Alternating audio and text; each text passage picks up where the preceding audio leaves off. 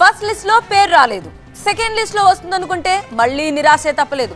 అసలు సీట్ వస్తుందో లేదో అన్న భయంతో రోడ్డెక్కారు కళా వెంకట్రావు అభిమానులు. తెలుగుదేశం కార్యకర్తల మనోభావాలు దెబ్బతినకుండా ఉండాలంటే కళా వెంకట్రావు గారి వెంటనే. టీడీపీ 2 సార్లు విడుదల చేసిన అభ్యర్థుల జాబితాల్లోనూ శ్రీకాకుళం జిల్లా హెచ్ఎర్ల అభ్యర్థిగా కళా వెంకట్రావు పేరు రాకపోవడంతో ముందస్తు చర్యల్లో భాగంగా స్వీట్ వార్నింగ్ ఇచ్చేందుకు రంగంలో దిగారు కళా వెంకట్రావు అభిమానులు, హెచ్ఎర్ల టీడీపీ శ్రేణులు. సీనియర్ అయిన మా నాయకుడికి వెంటనే హెచ్ఎర్ల సీటును కన్ఫర్మ్ చేయాలంటూ అధిష్టానాన్ని డిమాండ్ చేశారు.